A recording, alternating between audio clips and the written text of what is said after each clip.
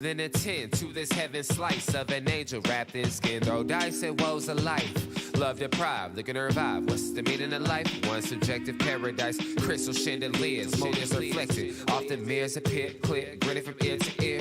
Craving and raving and grain, rekindle the flame. Closer she draws near. Stay there, remove your underwear. Shove it somewhere over there. In paradise, we know our purpose. In paradise, we know what our worth is. In paradise, we manifest dreams. Hello, everybody, and welcome to the Unpopular Hour. I'm your host, Matt Clark. Today, we're going to be talking about the NFL games coming up this weekend, a little Big 12 basketball, breaking down the games, as well as giving my opinion on some of these sports guys that really they irritate the hell out of me, to be honest with you.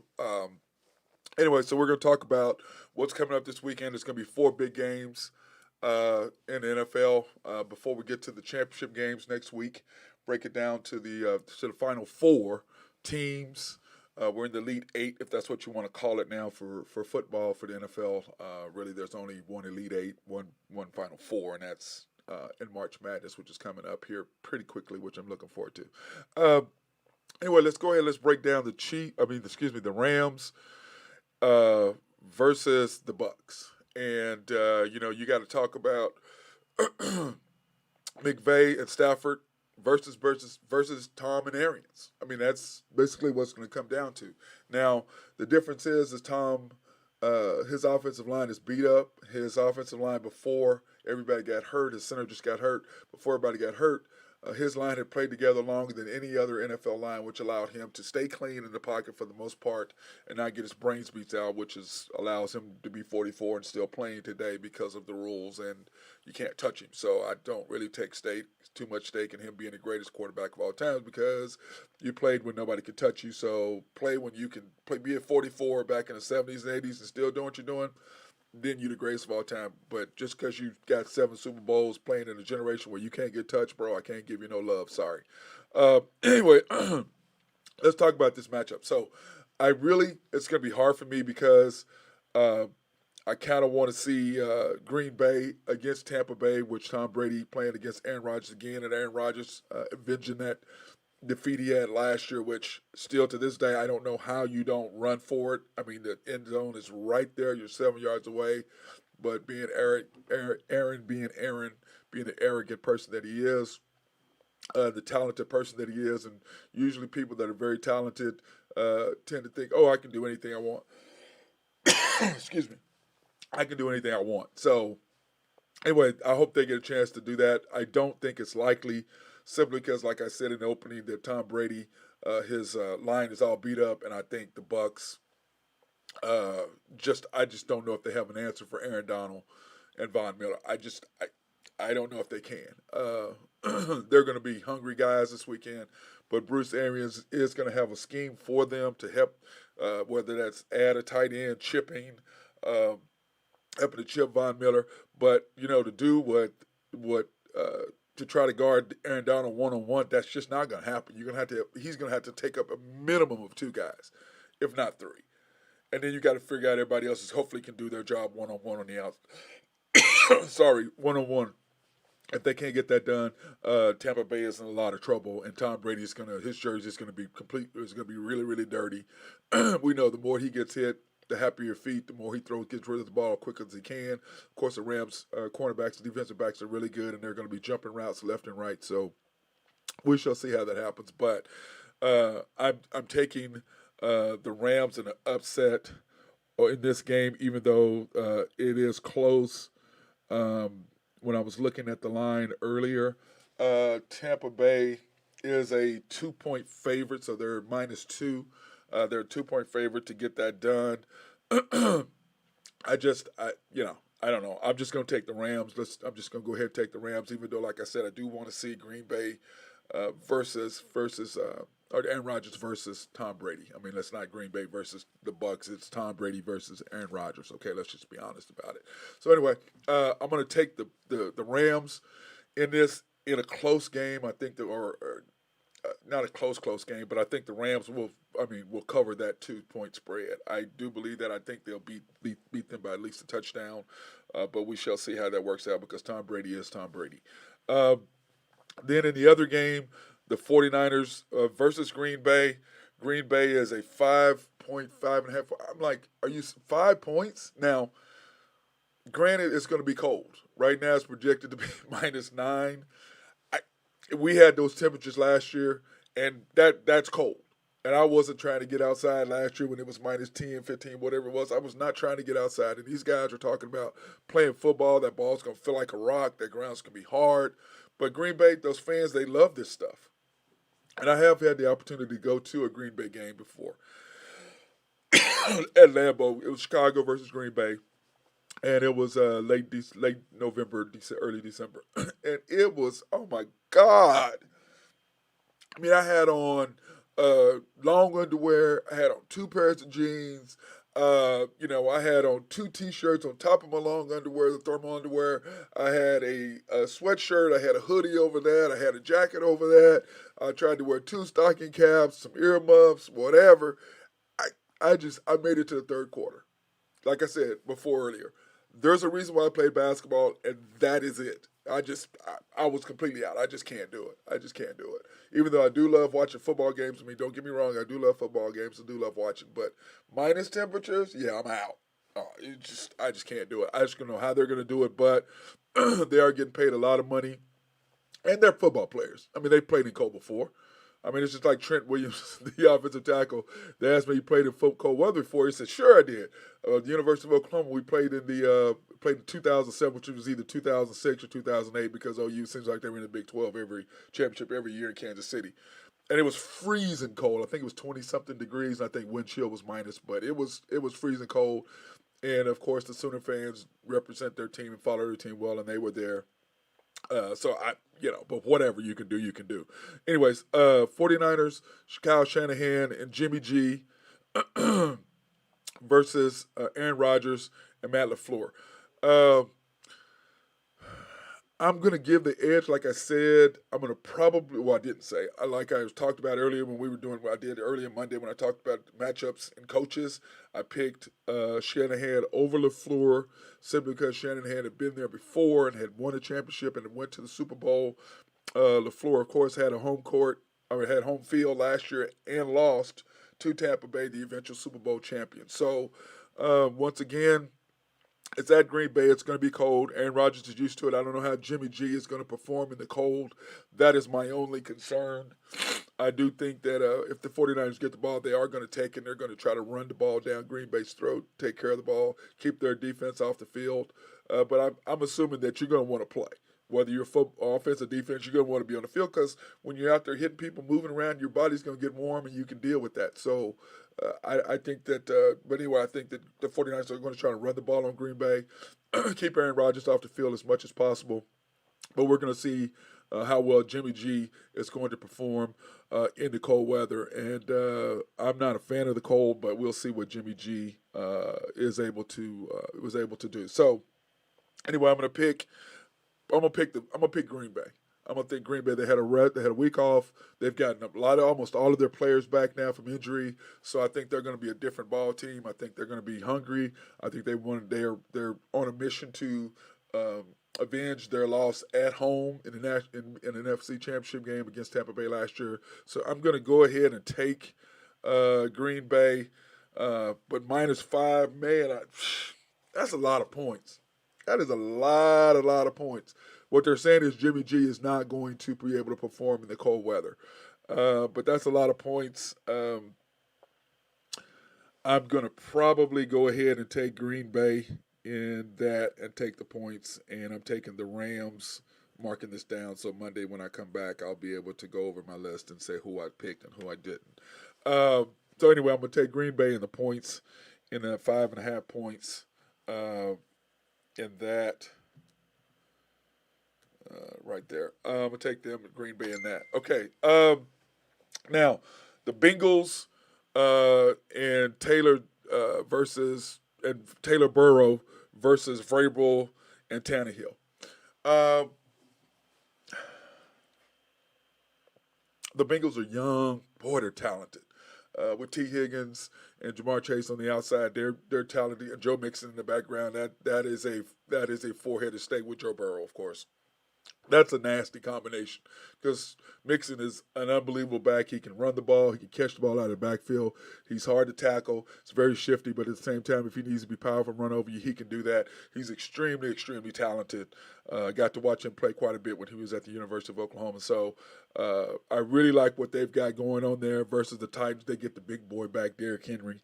I don't, like I said, coming back from injury, you never know what you're going to get with him. Either he's going to be a little rusty. I mean, let's face it, somewhat, but he's going to be rested. His body's not going to be hurt from getting beat up all year long.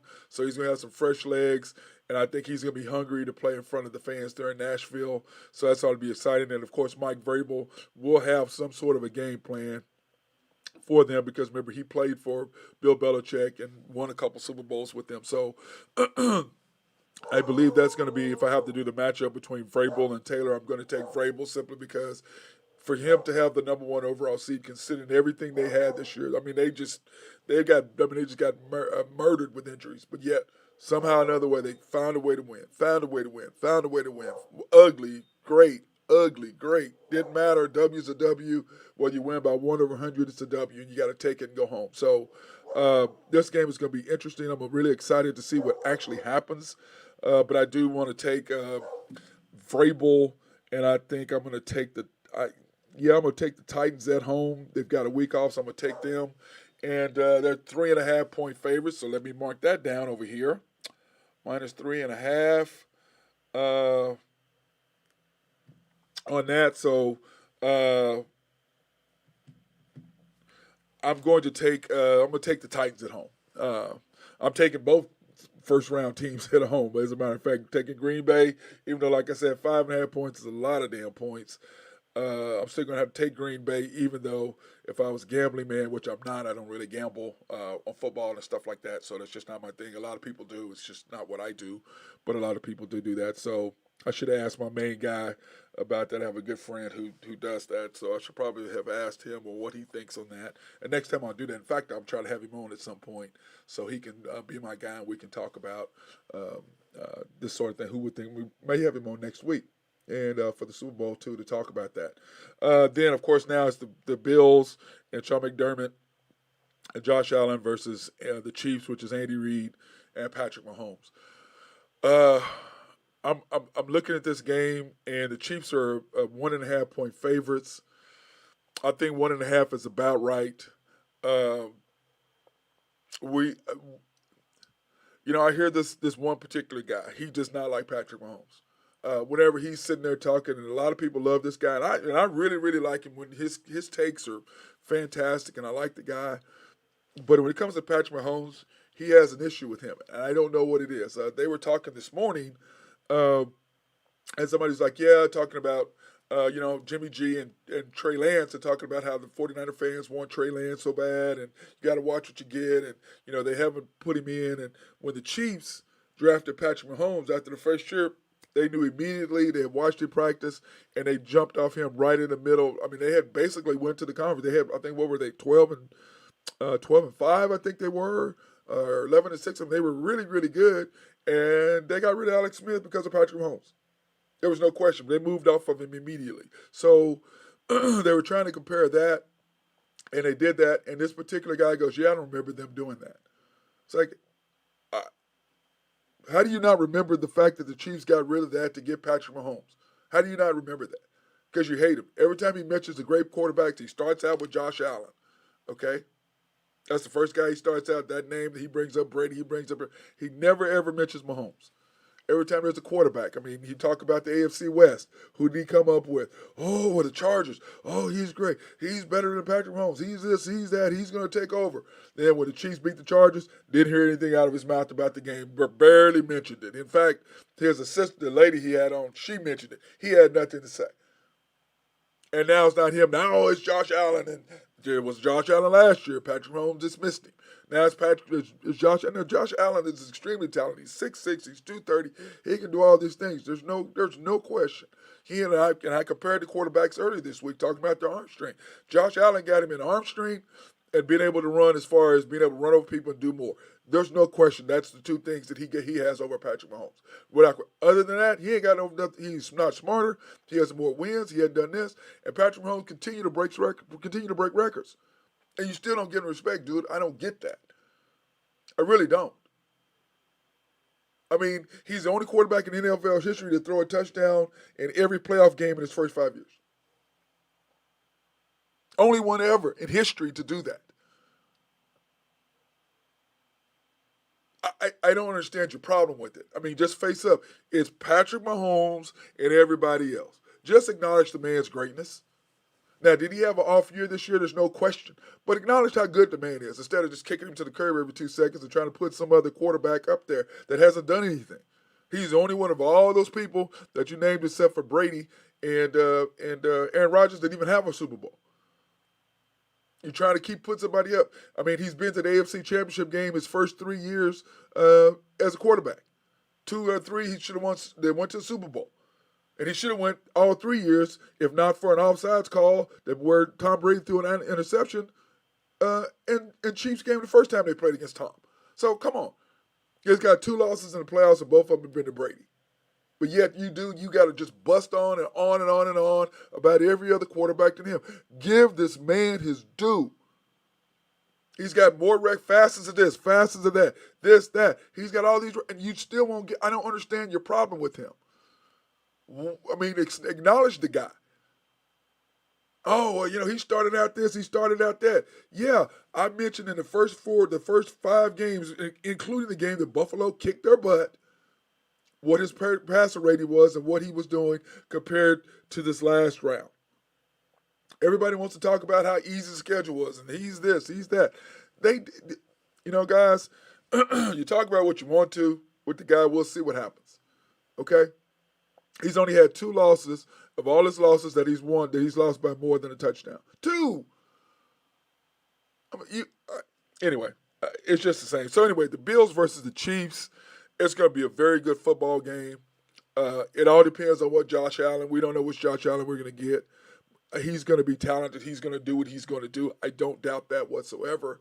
On the other side of that, I'm looking at it from one perspective that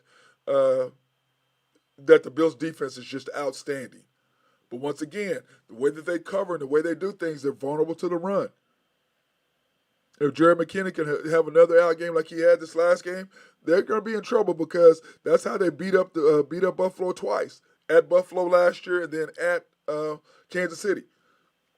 Because they ran the football. Clyde Edwards-Helaire, which I think they're going to get him back this weekend as well. They ran the football on him. And then, once you start running the football, those safeties have to come up.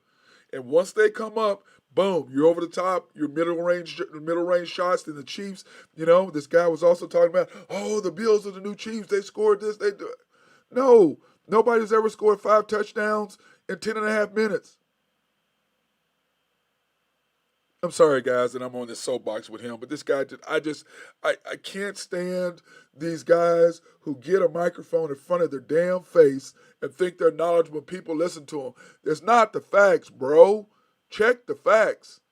But just because you don't like somebody or just because you feel some way about somebody doesn't make it right. And we're going to talk about how I feel about Westbrook. Everybody knows I don't like him. Everybody knows I've never liked him when he was here. But everything I've said, even though everybody didn't like it, everybody agrees with it now. Yeah, Matt, you were right. Yeah, I know. I'm not saying anything bad about the guy. I mean, as far as he has his ups and the things he does, and we'll talk about that later. But right now we're talking about Patrick Mahomes and just one particular man who doesn't like him, who's on TV Talk Radio or TV Talk TV, Sports Talk TV. It's ridiculous. It just amazes me how week after week he just cannot give this man his due. And then when he mentions the great quarterbacks, he mentions him last, even though he has guys who come on and say, listen, we hear what you're saying, but there's Patrick Mahomes and everybody else. But he still can't do. He just won't do it. He does not like the guy for whatever reason. Doesn't even have stats to back him. He just wants to have somebody else take over the throne as the best quarterback in the NFL, and it's not happening. It's him. No matter how many guys you throw in his face, it's still him. It's the next guy. It's still him. He's not going anywhere, bruh. He's here. So, Chiefs, 1.5 favorites. I'm going to take the Chiefs at home in Arrowhead. It's going to be crazy because it's ironic that Tennessee, they didn't release their tickets. You couldn't change anything until, yesterday or Wednesday or whatever. Really? So you're saying your ticket holders are going to sell their tickets, so they're not real Tennessee Titan fans. You really don't have real home team fans. Chiefs don't do that. Chiefs like, here's our tickets, boom, go out. Because the Chiefs fans are going to show up in droves. They're going to travel on the road to see their team. They're going to be at home to see their team. And, yeah, you have a few people who can't make it who are going to – there's people who buy tickets simply to sell them. I have a friend who has Cubs tickets. And he sells the crap out of his Cubs tickets, but he keeps them because, A, he knows it's going to be hard to get them, and B, because he knows whenever I want to actually go to a game, and he may only goes to, I think it's 10 or 15 games a year. That's all he goes to, but he sells the rest of the tickets. I have a Houston Astros friend of mine that owns Houston Astros tickets right behind the third base line, sorry. And he gets rid of his tickets. And when the Astros went to the playoffs, I said, "Did you go?" He goes, "I went a couple years ago. I just sell my tickets because they pay for the price. Plus, I make money off of them. So he goes, but when I really want to go, or my girlfriend wants to go, we'll go. But other than that, I don't care. I just keep my tickets. So when I want to go, I can." And maybe that's a lot of Titans fans are the same way, that they sell a bunch of tickets. But that tells me if you're waiting, that means you have way more people to travel to your facility and your field and your home and play than you do your home fans. That's what, if you're that worried about it, you have to pull that off. Nobody else is doing that. Green Bay certainly is not doing that. The Chiefs certainly aren't doing that. Tampa Bay, they're not doing that. It's amazing you're the only team doing that. And I know the Dallas Cowboys don't do that because they ain't worried about it. They definitely going to have some fans at their games. So let's talk about the Dallas Cowboys versus the Lakers. And why you saying, Matt, why are you bringing these two up? Because both of these are probably the two most recognizable names in sports as far as favorites. The Dallas Cowboys, America's team. Lakers would probably be the America's team of basketball if you want to give a title to that. So they break down as the two top teams. So we're going to take a little mini break, and then we're going to come back and we're going to talk about Dallas and the Lakers, and then we're going to give you the second half of the show. So hang on, I'll be right back.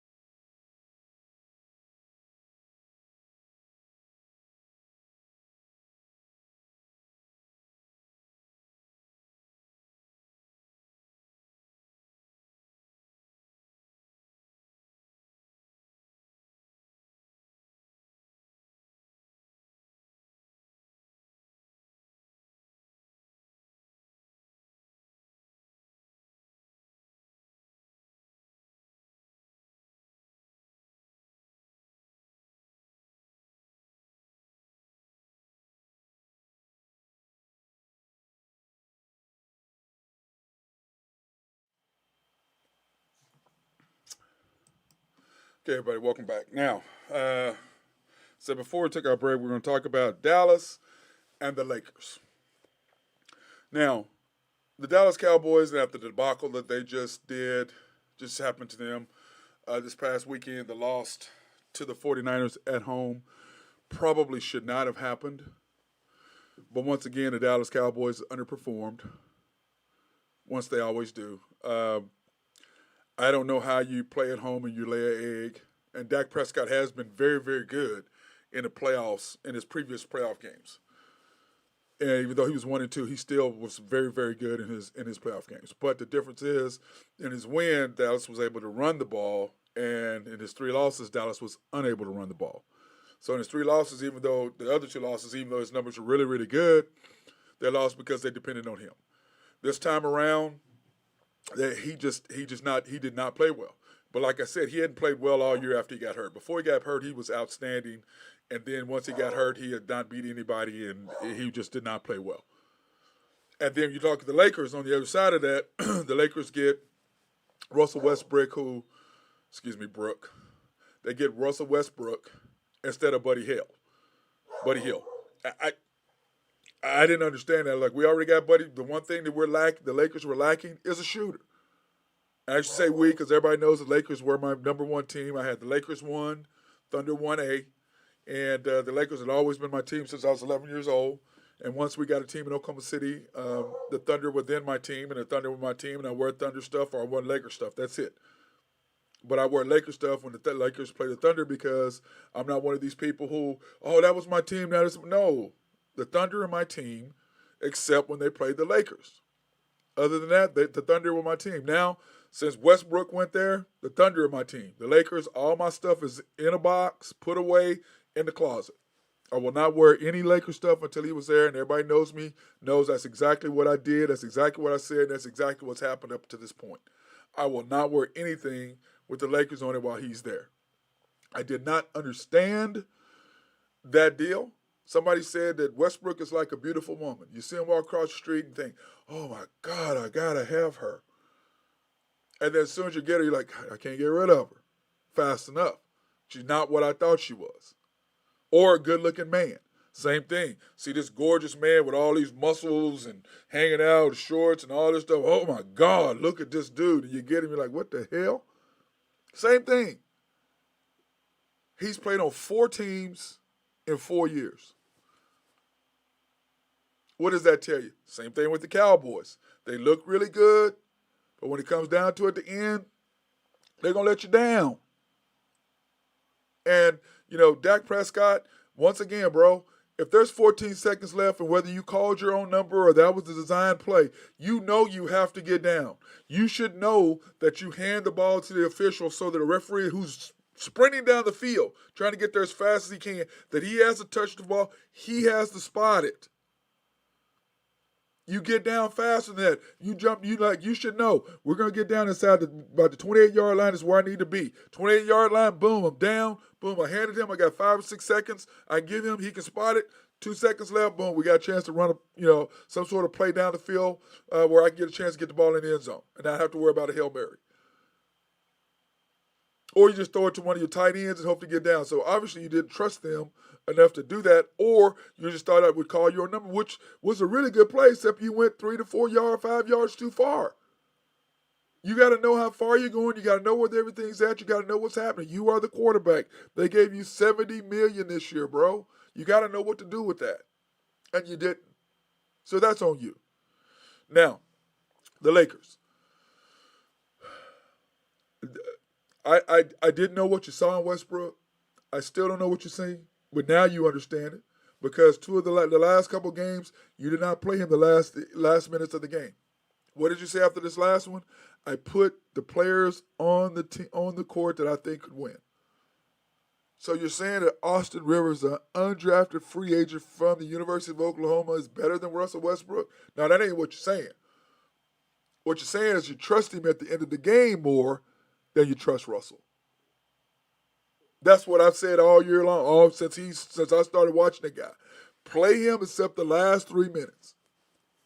Because I promise you, he cost Oklahoma City 5 to 7 games every year because of his bonehead play at the end of the games. He is the worst player in the history of the NBA in the last 2 minutes of the game, as far as stats are concerned, as far as turnovers to assist ratio. He is the worst of all time. In 12 years, 6 years, he's led the league in turnovers. 6 other years, he's been second in the league in turnovers. Oklahoma City gave him a big, huge contract and was so happy to get rid of him. I promise they were happy to get rid of him and send him to Houston. And Houston loved him. After they got him, like, what in the hell's going on? So they got rid of him. Went to Washington. Washington was, oh, yeah, we got him. Lakers, oh, yeah, we need Russell. He's that third piece. I'm like, he's not the third piece. You need a shooter. Buddy Hield's a guy. That's a shooter. He's a proven guy. You need some shooters around you guys. Same thing in Oklahoma City. We need shooters. Go get some. You have tons of draft picks. There's tons of guys in the NBA who can shoot. Go get you some. Same thing. And when you look at him, Russell is about Russell. And for him to say that the most important thing to him is outside it has nothing to do with basketball. Are you serious? Basketball has allowed you to do the things that you do. Basketball has allowed you to have the name you had. Basketball has allowed you to go and to do all these philanthropist things. Basketball has allowed you to help the community the way you do. It's allowed you to have your clothing line, which sucks. And it's allowed you to do all that, bro. Allowed you to do all that. But Russell is about Russell. He is selfish.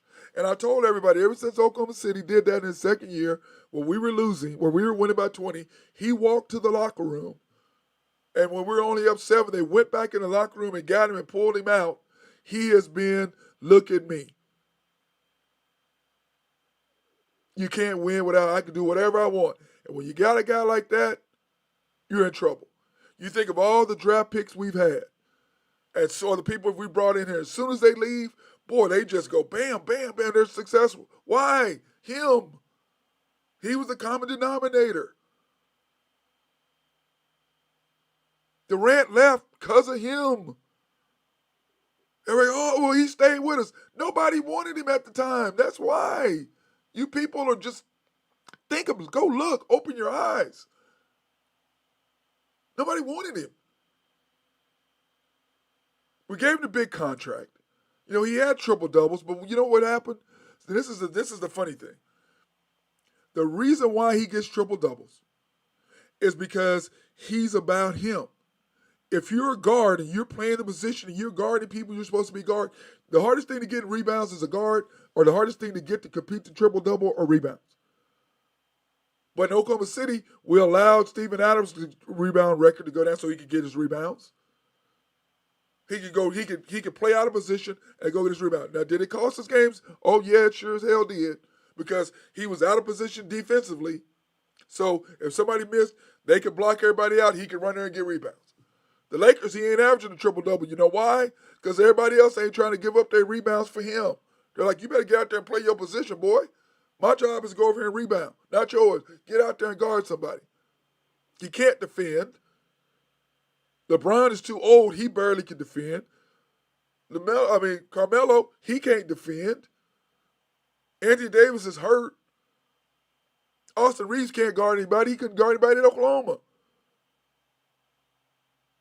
I mean, guys, the Lakers, and like Dallas, they look really, really pretty when you look at what they got. And when it comes down to it, inside, it's ugliness. It's ugliness. I'm going to calm down and get on. Okay, let's move on. Let's talk about the NBA. There's going to be some good games tonight. But anyway, the Bulls are number 1 in the East, followed by the Heat, the Nets, and the Bucks. And the Bulls have been 5-5 in their last 10 games. The Heat, however, are 7-3. The Nets are 5-5, and the Bucks are 4-6. And you'd have thought that the Nets would be better now they've got Kyrie back, but 5-5, not gonna get it done. And I thought they'd be much better once Kyrie got back, but that has not manifested. And I think they're just trying to figure out how to play with Kyrie. They got to figure out how to play together on the road and not have him at home. So that's just going to be a complete mess unless New York passes that law to where they can just fine up to $5,000, which is only going to cost the Nets. I think it's like $100,000 if he plays home games, which is a travesty. I will have no respect for them whatsoever if they do that. If the dude don't want to take his COVID shot, that's fine. But if you don't take your COVID shot, here's what you got to deal with. And all the people, if you don't want to take COVID shot, hey, that's on you. You don't take your vaccine, cool. Here's what you got to deal with. Me, I took my shots because I don't care. A. B, I don't want to be sick. C, I don't want to have the chance to expose myself to a worse sickness or take care of my little G. But like again, you can't get COVID with the shot. You can spread it with the shot. But if everybody got the stupid shot and everybody wore their mask, we would not have an issue. You wouldn't be missing high school games. College games wouldn't be affected. Pro games wouldn't be affected. If people would just do what they need to do for us just to do it, have a little inconvenience. Remember when the seatbelt law came out? I guess a lot of y'all don't, but a lot of older people do. Nobody wanted to wear a seatbelt. We didn't used to have to wear seatbelts. Then all of a sudden the seatbelt law came. If you don't remember, seatbelts only used to strap you around the waist. There were no collar seatbelts. There was only waist. Then that's what happened. So I have no sympathy for him whatsoever. I have no sympathy for the Nets. But Kyrie, you're hurting your teammates. Go get your shot. Especially unlike football doesn't really affect them that much because of the simple fact they don't have to worry about going to certain cities where that doesn't happen. Because all the if Carson Wentz was still in Philly, that would have been an issue when they played New York. He would not be able to quarterback. But he's in Indiana, and they didn't play anywhere where that affected them. So he got lucky when it came to that. Now, on the West, the Suns, Golden State, Memphis, Utah. The two hottest teams right now is the Memphis Grizzlies and the Phoenix Suns. Both of them are 8-2 in their last 10 games. Golden State is 4-6. Utah 3-7. Obviously, Golden State's 4-6 because of the big boys is out. So that is, Draymond is, whether you like him or not, he is the glue for that team. He does so much more. He defends the biggest guy. He's a point forward. He can run the point. He makes great passes. He makes great decisions offensively as how to set the picks and engage the groove. He makes great outlet passes. So since he's been out, Golden State is struggling 4-6. Even though they got Clay back, they still got to figure out how to play with Clay because he hadn't played with him in 2 years. So they've got to figure out how to get that the Splash Brothers together again and figure that and how that's going to work. So when I'm looking on NBA and games tonight, OKC versus Charlotte. My co-host the other night, Maya Young, had picked Oklahoma City, and she picked correctly the other night, picking San Antonio to beat us, and she picked that. So we'll see what happens with Charlotte tonight. Of course, Oklahoma City plays the Cavaliers, who are pretty hot right now, on Sunday, and she also picked Oklahoma City over the Cavaliers. So we'll see how that works. I'm thinking the Thunder will get it done if SGA is in his bag tonight scoring. 2, we play better perimeter defense, force them into taking bad shots. C, make good decisions offensively.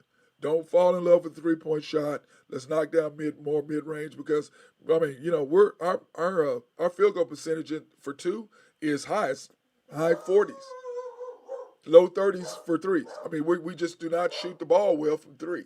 But everybody analytics, shoot the 3. No, score. Winning is scoring. DeMarco Rosen, he's averaging 20-something points a game and very rarely shoots 3s. Why? Because he's efficient.